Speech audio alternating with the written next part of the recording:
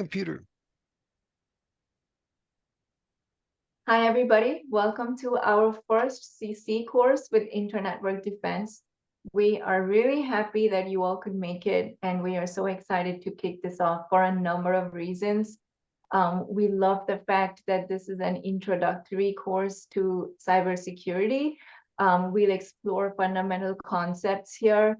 We'll talk risk management, security principles, best practices, and incident response. We'd love for the course to be interactive. I'd encourage plenty of discussions, exercises, sharing knowledge. So please don't hesitate to speak up and unmute yourself as many times as you would like to. We really love for our course to be an exchange of ideas rather than a one-way presentation to you. So we're really excited to have you here. And we would want that at the end of this course, our goal is to make sure that you have a really solid understanding of key cybersecurity principles and that you're able to apply them to work, you're able to apply them to your course prep, and that you're ready to pass the CC exam from ISC2. Bhavesh, thanks for joining. So like I said, our course objectives, making sure that you are ready for the CC exam and making sure at a higher level, we really believe in the ISC2 canons and making sure that we are equipped to protect society and the common good. And in fact, it's something that really got me hooked on to working with Larry last year because Inter-Network Defense, which is a company that Larry, you founded, has a mission that is extremely closely aligned to ISC2. And we really believe in securing the abundance for all, like you say, from Afghanistan to Zimbabwe. I know you say it better, but I'll let you introduce yourself on the next slide in a minute. So about me, my name is Arpita Gandhi. I'm really honored to be here today to facilitate this course for the week. Like I mentioned earlier, our goal is to provide comprehensive education in cybersecurity. We'd like to do that in a way that's innovative and that's supportive, and we would love for you to be successful in your endeavors, in your professional and personal journeys. So that's really what we stand for. And I'm extremely grateful to you, Larry, for bringing me on board and sharing the stage with you. Please take a minute to introduce yourself. Oh, thank you, Arpita. And it's a two-way thing there. Very, very grateful for your contributions. It's changing everything. I've been involved. Hi, everybody. I'm Larry Greenblatt. I've been involved in IT since the mid 80s, setting up networks and sniffing networks and doing stuff like that. And then eventually started teaching in the late 90s for IBM. Then I started my own business, Inter-Network Defense, actually in 97, when I got this idea for mixing martial arts from my, actually you'll hear about my partner maybe later, who started this, my martial arts coach, Tom Updegrove. And yeah, as Arpita said, we were very aligned and believe very much in the ISO and the common good, as I believe it's a security option for today. You may have noticed with the rise of AI and the risks of AI, and they fall into two categories. One is control, and we're going to lose control of them. We barely control them now. I can't even get, every 3 pictures, it's like, no, he doesn't have 4 arms. Nobody has 4 arms. You can't control them right that well. But the other one is bias. And the ISC2 has always been committed to the common good, unbiased toward company or country. And that's like the big initiatives right now in the AGI initiatives of to make it fully open source and fully decentralized. So yes, we really, really believe in that concept. And I keep saying the ISC2 is way ahead of those guys. And I lost my page down button. There we go. Back to you, Arpita. Thanks, Larry. So at Inter-Network Defense, Larry, you've been teaching for 40 years? 30 plus years? I've been in IT since I started professionally in '84, but I didn't start my first class till '97, and I taught NT351 workstation. I started teaching CISSP in 2001. That's right. And you were, I think you were invited by ISC2 as somebody who had a certification for 30 years. Yeah, they're in And the 30th anniversary. You think she knows? I was very honored to be chosen by them to be in a podcast, and the most senior guy besides me was the head of their content, and it was pretty funny. He said he took my class, and it was my Star Trek analogies that put him over the edge. I took my class, yeah, so that was very very cool. But I did want to add too. You had mentioned that this is an entry level. It's my first entry level since the '90s, and I did teach an A+ class in those days, and it was kind of cool, And so I'm really looking forward to having a fresh start. There you go. yeah. We do ISC2 and ISACA certification trainings. We do live classes as this one, where we do 5-day boot camps and we do weekly boot camps, especially for the CISSP, which is an 8-domain course, which we break up into 8 weeks. It works really good for folks who don't have the luxury to spend 5 days of the week. We are doing a 5-week CC boot camp as well. I can share the details later if you're interested. We do study groups, one-on-one personal reviews, and we're really, really happy and excited for introducing our courses with TryHackMe. I'm sure you all have heard about TryHackMe. It's an amazing virtual platform for you to practice offensive, defensive security and do labs. So we have worked really hard over the last 6 months integrating our materials into TryHackMe Labs. So we do offer monthly access to TryHackMe where you can try these labs and go through our courses.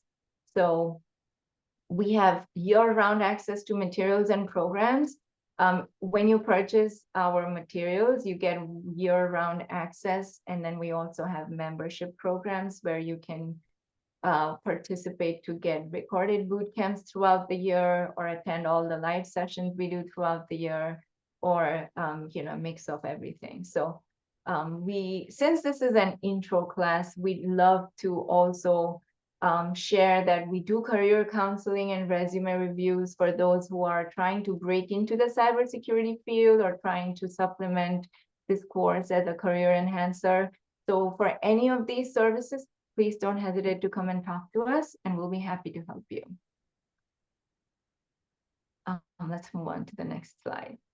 There was one class I apologize, I forgot to ask you to put up there, and I advertised for it on day 4. We're going to see on day 4 in network, I show you how to actually look at the TCP/IP in conversations. Wireshark, we do a half-day Wireshark. Yeah, Actually, we I've do done a that. number, but that we're going to be rolling that out soon too. Cool. All righty. Hello, come on, page down. All right. So when we talk about securing the abundance for the common good, wildlife plays a huge part in it.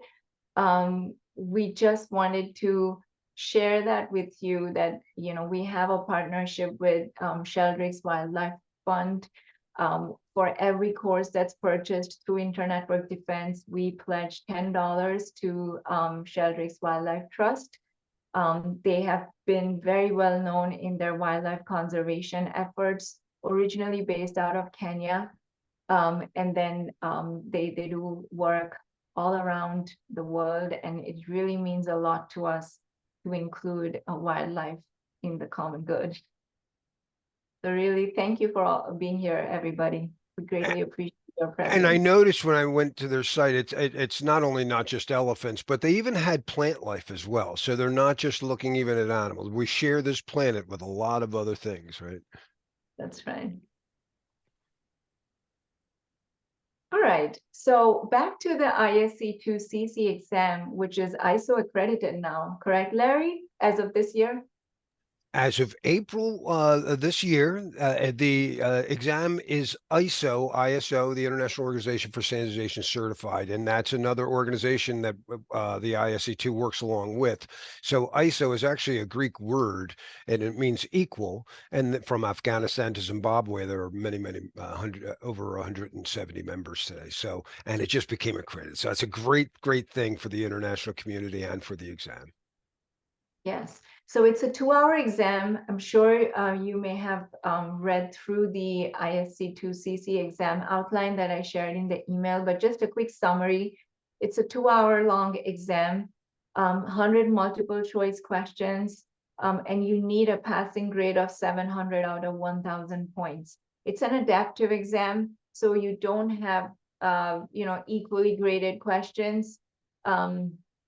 And it is kind of personalized and customized to how you answer. That's what the adaptive comes Well, no, from. no, this one is not adaptive. I'm sorry, Oh, that's this that's one the is not. CISSP. No, Oh, that's right. this is Mhm. not adaptive, but still, as you say, and this is part of any ISO 17024 exam from CISSP was the first security cert, but now the CEH, the Security Plus, they all fall under this.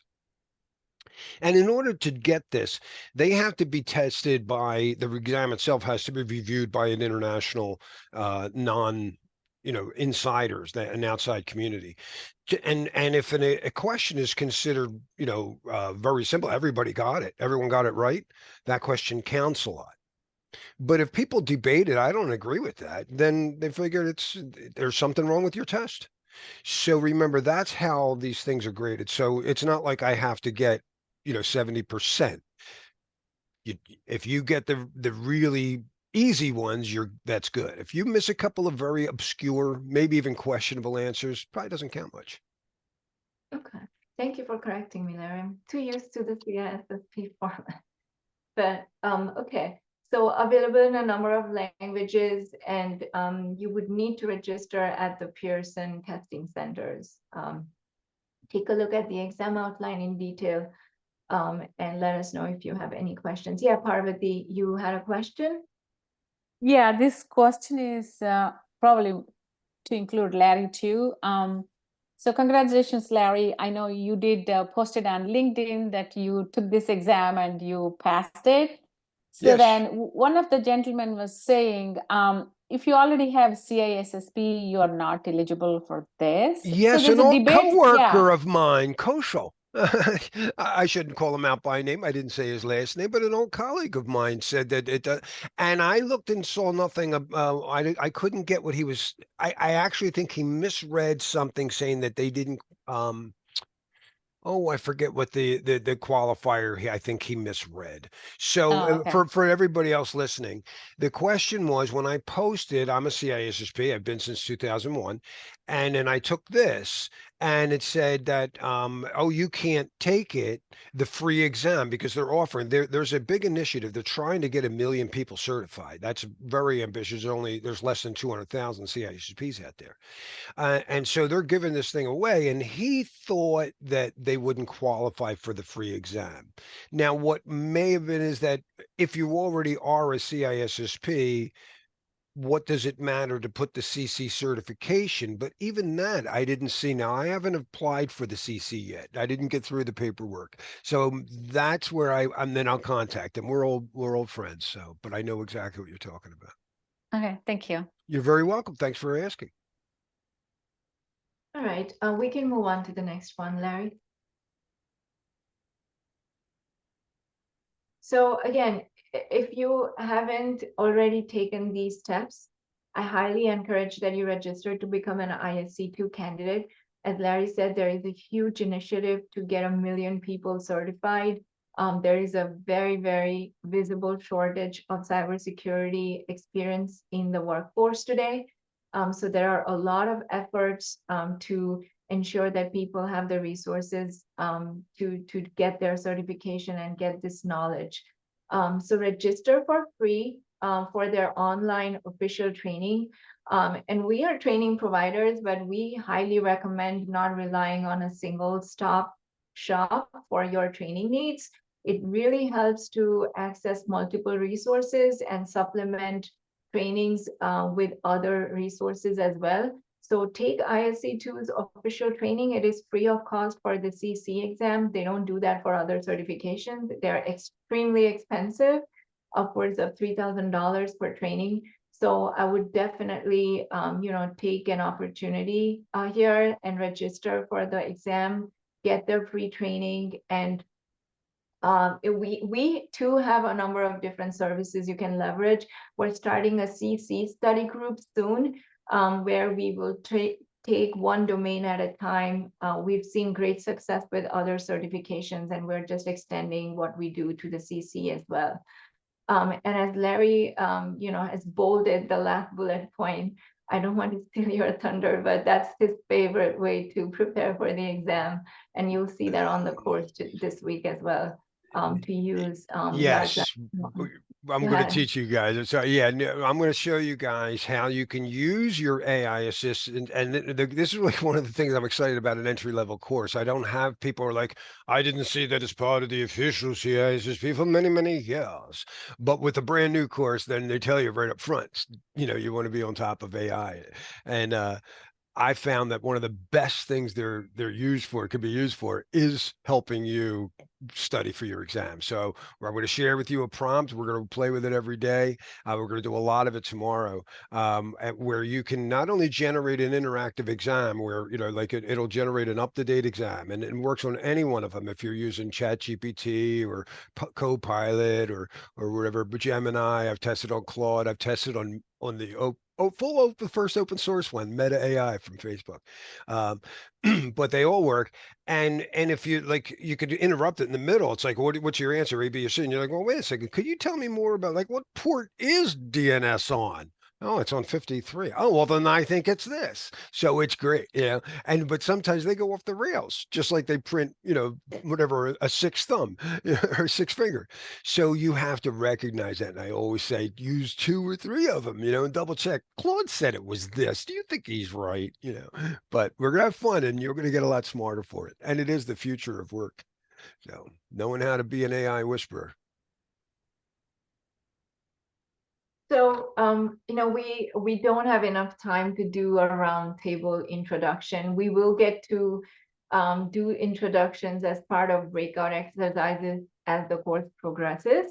But I just wanted to highlight, we greatly appreciate your, testimonials and you sharing about our courses, word of mouth. And really, I broke the CC audience into 4 different groups, and somebody who's breaking into the cybersecurity field, trying to transition from another career, possibly in IT, but not necessarily, or people who are just committed to personal and professional learning. There are great fundamental concepts on the CC exam, and they're outlined that apply to everyday learning as well, in our daily lives, because security is so ingrained in everything we do without us realizing it. And it's a really, really good way to break the ice with ISC2 exams.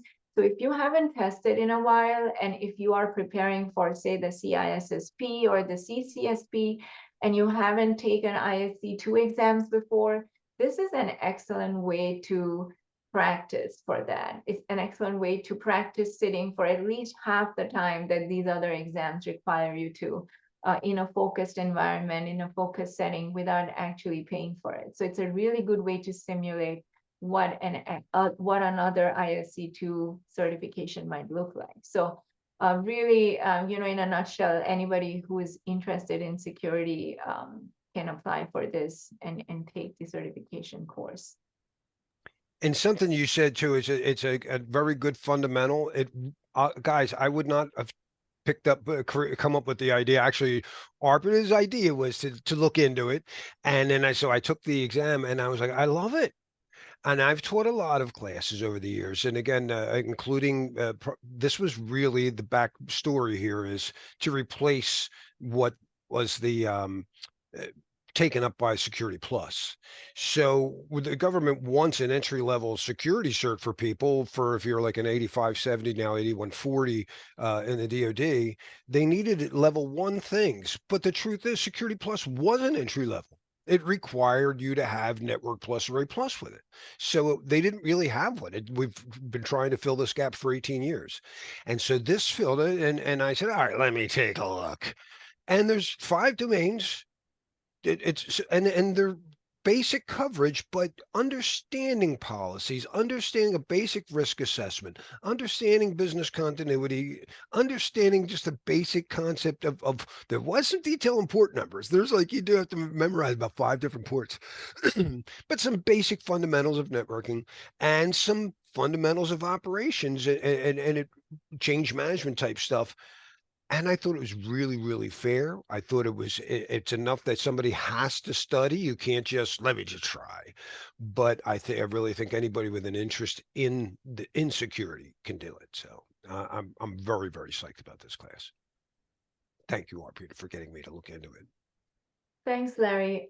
Before we move forward, are there any questions or comments about the exam itself, about what we've covered so far?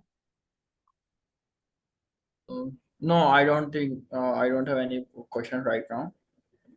We can proceed. Me too. Cool. And again, I can't stress enough, this is a very, very informal setting, very close group. I know we're virtual, but we do encourage you to speak out, stop us even if, you know, we're in the middle of something and you have a question, use the chat, or just, you know, raise your hand on Zoom. And just, you know, the more interactive this is, the better it is for everyone. And again, there is no prior prerequisite to understanding these concepts, so don't feel like you can't ask a question because this is an intro level course. So we'd love to answer your questions. Yeah, absolutely. And please use the chat often. And what you'll find out is it's a very social thing. So I've taught a lot of live classes over the years and you lose something when you go virtual, but you gain something. And the one thing is that chat box, because a lot of times in a live class, somebody in the front asks a question, nobody understood what that person said, you give them an answer, you know, or it's holding people up. It's like, oh, I wish this guy would stop talking. So in this class, you type it in, people see your name, they see your question. Often they answer before we get to it, and I might not have known the answer for real, and I learned it from that other student, but I'll act like I knew it, and I go, yeah, what Bob said. So no, but it's really, really good. That's how we share information. It all gets smarter. So I love the chat box. Please use it. Yeah. All right. So let's move on to the next one, Larry. So let me And talk about this. Yeah. yes, So yes. this is where I hand it over to you. Yeah, this is really it. So in 2001, my martial arts coach, Tom Updegrove, he's the first guy I know to have a computer. One of 2 people, but actually where I hung it in 84, we were on our modems dialing in stuff. But he's been my martial arts coach since 82. He's a phenomenal guy. Today, he was the first American to pass the EC Council's licensed penetration tester class. He goes all over the world. He teaches the DoD how to do penetration testing, and he does his own business of helping people pass things you'll need to know, things like PCI compliance things and SOC reports and stuff like that. So he called me up in 2001, and as a martial artist, he thought that the Griffin was a really cool logo because it was like kind of a Western dragon, you know. And so I said, all right, you know, we'll use it. He had an artist draw it up, another former student, and now AI comes out, and I'm trying to get them to, you know, use ChatGPT to get the dolly to draw it, and well, you know, we're working on it. So, but I thought it was pretty cool to have you know, a character represent us. So that was the idea behind Griff the Griffin. And oh, by the way, Tom and I, when we first in the 90s had been working with computers and martial arts, had come up with this idea to mix the two and call it cyber kung fu after the book War and Anti-War by Alvin Toffler, which we both read, and where he said that the picture of a guy, a soldier in the future, will not be a guy with a rifle. It'll be a guy behind a keyboard. And then we also, I decided, if anyone's read Ray Kurzweil's book, he in 2005, he shocked the world. Some people thought he was crazy with his book, The Singularity is Near, looking at information processing doubling and saying, oh, well, if that's the case, by 2029, we're going to have a computer and artificial intelligence as smart as any human. And people are like, that's crazy. Today, people are like, oh, no, I think it's here. I think AGI is here now. I'm still going with him, 2029. In his most recent book, he echoed a statement that my mom used to make. My mom always felt that humans thought we were so smart because we can move around things and build things, but it doesn't mean that we're really smarter. We just have, the ability to move things. Like insects can do damage. It doesn't make them smarter. But those. Well, she felt, she was a big animal lover, that if it's brain size, why wouldn't dolphins, whales, and elephants be smarter than humans? And Ray Kurzweil's most recent book came out July this year, or June this year. He said the same thing. He thinks that the only reason we think we're smarter, he brought it right down to the hand, and is particularly the opposing thumb. But he suggests, well, there's a project out there. It's been out using AI since 2017, the Earth Species Project. And they also are well ahead of those things. So I'm now very much a supporter of them. And they're using, if bias is the problem, we don't just want to get opinions from people not only in this company or this country. Let's get some opinions from foreign people. So if you guys know how Bitcoin works, and we're going to talk a little bit about blockchain technologies, they're consensus protocols. So if 51% of Bitcoin miners think that this transaction took place, then it took place. Well, suppose 51% of the humans say it's okay to pollute the ocean. But an AGI said, yeah, but I didn't just use your opinion. You're the only ones that had that opinion. Virtually no other animal or plant life seemed to have that opinion. So I think the world's going to be safer when we gather these. So these three characters are going to represent how we secure not just humans, but all of Earth. And Griff is air, Finn is sea, and Ellie is land. So have fun. I hope you guys don't mind me playing with. I love my AI graphics. So all right. So in our class itinerary, this is, since I made it up, this is the first time through. We're going to try to get through domain 1 today. Tomorrow, I want to start off with AI whispering and show you more about your exam. You'll get a little thing to run today, and I really want you to play with it tonight. And then cover domain 2. Day 3, maybe we're playing catch up. Maybe we could just do day 3 access controls. We'll see. Again, this is all new, so I can only see how long. And then I just line it up by domain. So, oh, I didn't say domain 5. Domain 5. So that's our goal. All right, about to take our break. Oh, it was a perfect half hour there. Look at that. That's going well so far for beginning. Are any questions, anybody? Are we ready to dive into domain 1? I don't have any question right now. Yeah, Yes, definitely. I'm ready. Go ahead with All right. Here's my domain 1. There we go. Oh, should have had that up at the top.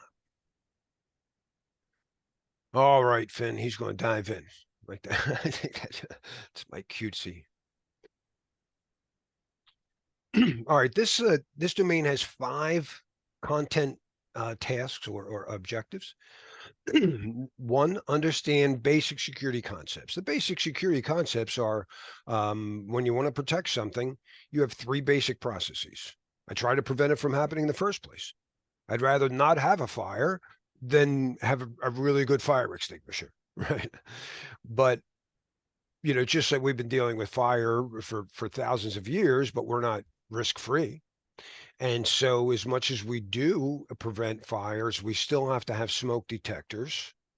And if it does detect smoke, I need it to sound an alarm and I need to do something. I need to respond. So the basic thing of security is prevention, detection, and response. This is information security.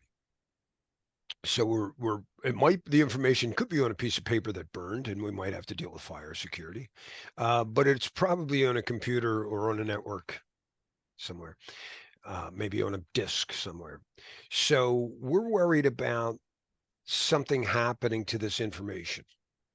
So while we can protect something through prevention, detection, respond, what is it we're protecting? We're protecting the information from, and the most fundamental thing, and we'll see more, is the CIA triad. I want to protect confidentiality. I mean, it's my secret information. But just being able to keep a secret isn't always the best thing. You know, it's like asking somebody, hiring somebody, and you go, hey, can you keep a secret? Yeah. And the person's lying on the resume. And that's all you asked them was, can you keep a secret? You got to ask, wait a minute, are you lying on your resume? Integrity. I need to know that the information's accurate. And availability. You know, it's great to have, say, my bank records are kept confidential. They're encrypted. Only I can see them in the bank. And the records seem to be accurate. I've never seen an extra charge in there. But what if I go to the bank and I can't take any money out? That doesn't mean anything to me then. So it has to be available. Those are the three most fundamental concepts in what we're protecting: confidentiality, integrity, and availability. And we do it through prevention, detection, response. And that's going to be what we'll cover probably much for the next half hour. Oh, I was supposed to stop the recording for this first part so we can put that first part on YouTube. We'll be back for the second here.